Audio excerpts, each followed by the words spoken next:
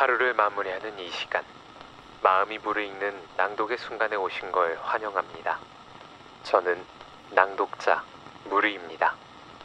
오늘은 평소와 약간 다른 작품을 읽어보려고 하는데요. 짧은 수필이지만 쌀쌀한 가을의 날씨에 너무도 잘 어울리는 글이기에 꼭 한 번은 들어보셨으면 하는 작품입니다. 여러분과 함께 읽어볼 작품은 이효석 작가의 수필 낙엽을 태우면서입니다. 이효석 작가는 지난 9월 그의 대표작인 메밀꽃 필 무렵을 통해 처음 소개해드렸는데요. 우리는 보통 소설가로 알고 있지만 사실 이효석 작가는 약 110여 편의 수필을 발표한 수필가이기도 합니다. 그 중에서도 낙엽을 태우면서는 그가 평양 창전리 48번지 집에 머물며 삶에서 가장 행복했던 시절을 보냈던 시기에 집필된 작품으로 알려져 있습니다.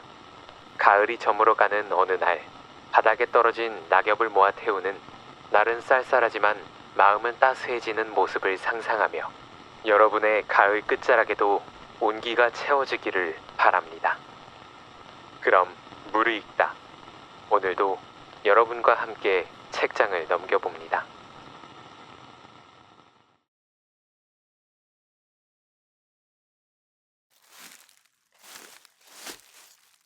가을이 깊어지면 나는 거의 매일같이 뜰의 낙엽을 긁어 모으지 않으면 안 된다.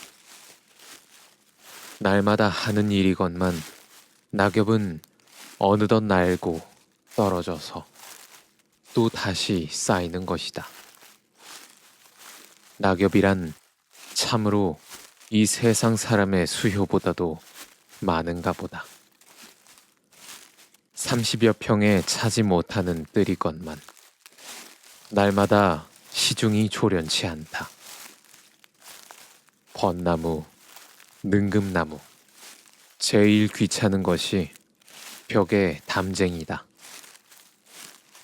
담쟁이란 여름 한철 벽을 온통 둘러싸고 지붕과 연돌에 붉은 빛만 남기고 집안을 통째로 초록의 세상으로 변해줄 때가 아름다운 것이지. 잎을 다 떨어뜨리고 앙상하게 드러난 벽에 메마른 줄기를 그물같이 둘러칠 때쯤에는 벌써 다시 지릅 떠볼 값조차 없는 것이다. 귀찮은 것이 그 낙엽이다. 가령 벚나무 잎같이 신선하게 단풍이 드는 것도 아니요. 처음부터 칙칙한 색으로 물들어 재치 없는 그 넓은 잎이 지름길 위에 떨어져 비라도 맞고 나면 지저분하게 흙 속에 묻히는 까닭에 아무래도 날아 떨어지는 족족 그 뒷시중을 해야 된다. 벚나무 아래에 긁어모은 낙엽의 산더미를 모으고 불을 붙이면 속의 것부터 푸슥푸슥 타기 시작해서 가는 연기가 피어오르고 바람이나 없는 날이면 그 연기가 낮게 드리워서 어느덧 뜰 안에 가득히 담겨진다. 낙엽 타는 냄새같이 좋은 것이 있을까? 가재 볶아낸 커피의 냄새가 난다. 잘 익은 개암 냄새가 난다. 갈퀴를 손에 들고는 어느 때까지든지 연기 속에 우뚝 서서 타서 흩어지는 낙엽의 산더미를 바라보며 향기로운 냄새를 맡고 있노라면 벼랑간 맹렬한 생활의 의욕을 느끼게 된다. 연기는 몸에 배서 어느 결인지 옷자락과 손등에서도 냄새가 나게 된다. 나는 그 냄새를 한없이 사랑하면서 즐거운 생활감에 잠겨서는 새삼스럽게 생활의 제목을 진귀한 것으로 머릿속에 떠올린다. 음영과 윤택과 색채가 빈곤해지고 초록이 전혀 그 자취를 감추어버린 꿈을 잃은 헌출한 뜰 복판에 서서 꿈의 껍질인 낙엽을 태우면서 오로지 생활의 상념에 잠기는 것이다. 가난한 벌거숭이의 뜰은 벌써 꿈을 매이기에는 적당하지 않은 탓일까. 화려한 초록의 기억은 참으로 멀리 까마득하게 사라져버렸다. 벌써 추억에 잠기고 감상에 젖어서는 안 된다. 가을이다. 가을은 생활의 시절이다. 나는 화단의 뒷바라지를 깊게 파고 다 타버린 낙엽의 재를, 죽어버린 꿈의 시체를 땅속 깊이 파묻고 엄연한 생활의 자세로 돌아서지 않으면 안 된다. 이야기 속의 소년같이 용감해지지 않으면 안 된다. 전에 없이 손수 목욕물을 깃고 혼자 불을 지피게 되는 것도 물론 이런 감격에서부터이다. 호스로 목욕통에 물을 대는 것도 즐겁거니와 고생스럽게 눈물을 흘리면서 조그만 아궁이로 나무를 태우는 것도 기쁘다. 어두컴컴한 부엌에 웅크리고 앉아서 새빨갛게 피어오르는 불꽃을 어린아이의 감동을 가지고 바라본다. 어둠을 배경으로 하고 새빨갛게 타오르는 불은 그 무슨 신성하고 신령스런 물건 같다. 얼굴을 붉게 데우면서 긴장된 자세로 웅크리고 있는 내 꼴은 흡사 그 귀중한 선물을 프로메테우스에게서 막 받았을 때에 그 태고적 원시의 그것과 같을지는 모른다.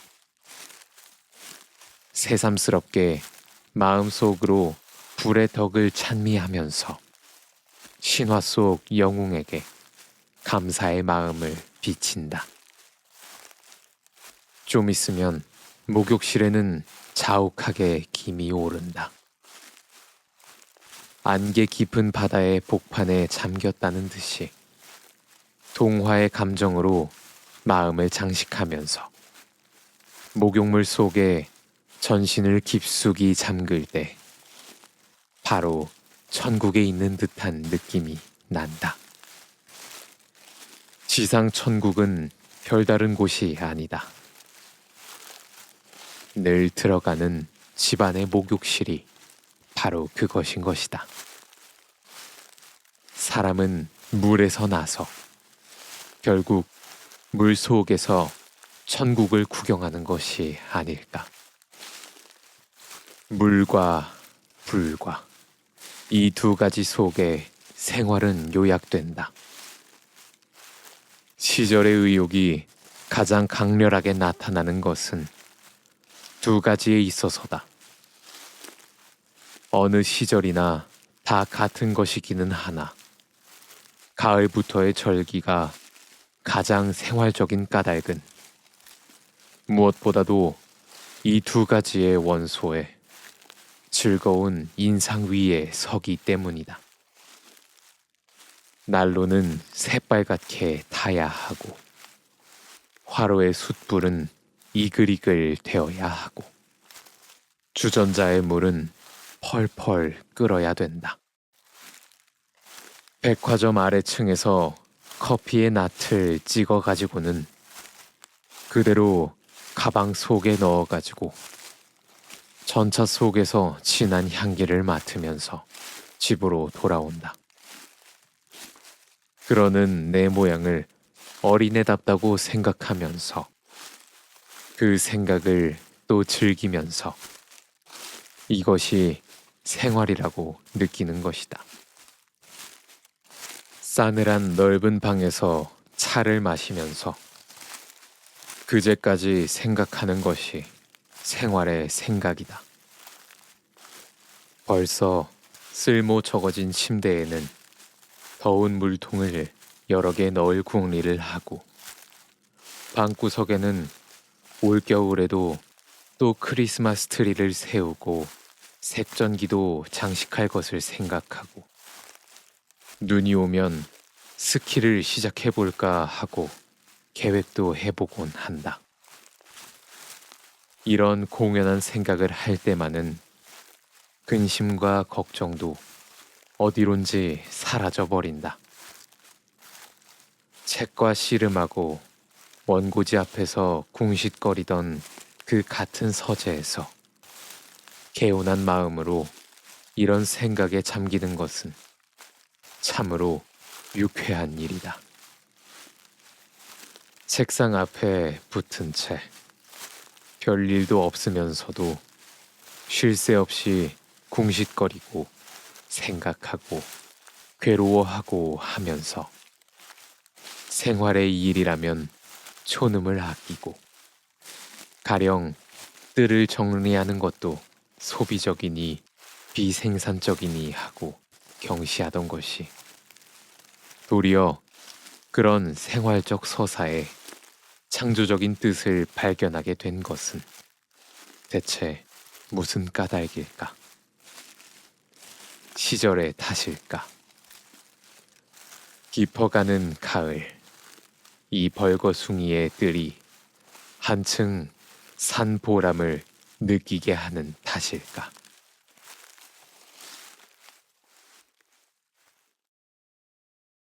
오늘 저와 함께한 이 문장들이 당신의 하루 끝에 잠시나마 머무르며 무르익을 수 있었으면 좋겠습니다. 여기는 무르익다 였습니다.